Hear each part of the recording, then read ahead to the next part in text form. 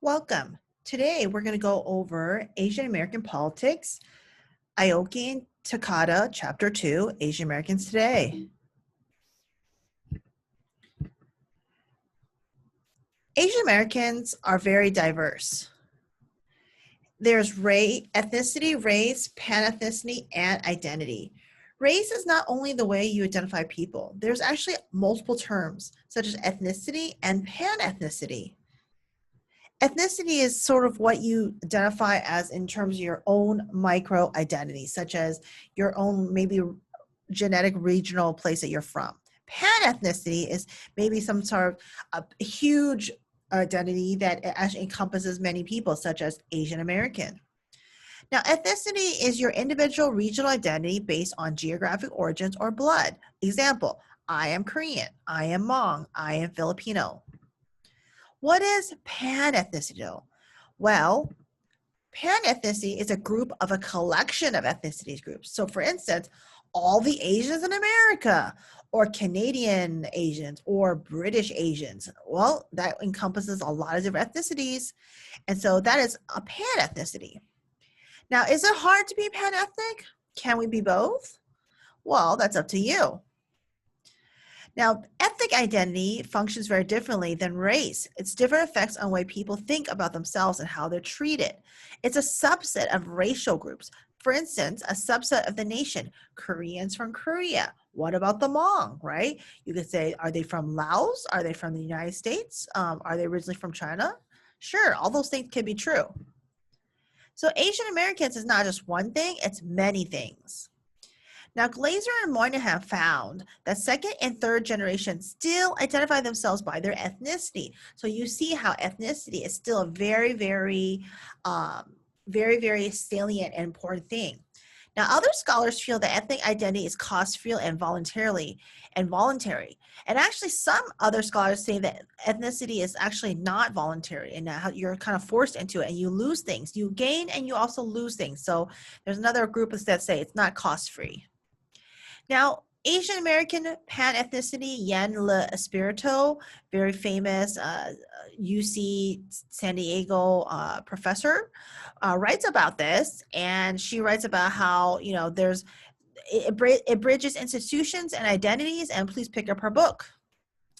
Now, pan-ethnic identity, Yen Le Espirito argues for pan-ethnic identity. She argues that all offspring from whatever Asian country should be called Asian America. Now, this is very controversial. Do you agree?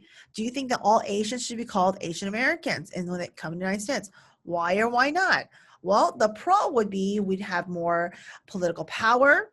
And some people would say the con, you'd lose your individual identity. But another pro is you can actually have two identities at once. Now, defining Asian America. Asian Americans are Americans with ancestral roots from Asia. Are Central Asians also considered Asian? For instance, that's geographically true. People from Afghanistan, Turkey, Iraq, Armenia. Is Kim Kardashian Asian? Well, geographically, she is actually part of an Asian country. Are Central Asians considered Asian? Iran and Syria? Well, one could make the argument.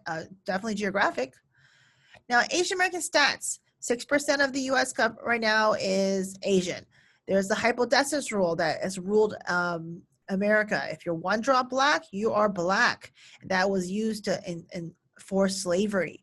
Now, what's happening now with Asian Americans is a large number of Asian Americans are marrying out. And there's lots of different reasons for that. And, are they Asian? So I would say yes. Now, some APAs choose multiple statistics, multiple identities. Over 60% of the world also is Asian. Now, influences on pan-ethnicity. So do you identify as a pan-ethnic Asian? Well, all have opposition to anti-Asian violence. I think that's pretty common. Pretty much all Asians are against violence against Asians. So that's something that all Asians can agree with. There's also, but there are actual issues of pan-ethnicity. Whereas Indian Americans are worried about taxes for their business, Hmong Americans might be more interested in like if their welfare is being cut. So those are like different and diverse and divergent influences and what they value. Now, 50% of Asians are born in Asia, and the other 50% are born in the U.S., and they sort of think of themselves as Asian, okay, as panethnic. Asians live in primarily 5 states. I'm going to give you 2, Hawaii and California. You name the other 3. It is now actually transnationalism and return migration. It's much easier now to travel back to Asia and actually keep up with politics in your home country. So also, interestingly enough, a lot of Asian Pacific Americans live in ethnic enclaves. Chapter 3. So voting is such a difficult process in the United States. You have to be a citizen, number 1. Then you have to register, and then you have to vote. And I'm not even talking about voter suppression, but it's much easier in other countries to vote. You don't have to do these 3-step things. Political participation based on individual identity, SES model, which is social economics model. The more educated, the more likely you're going to vote. This actually, strangely enough, does not work for APAs. A lot of APAs educated do not vote. All right, have a wonderful day.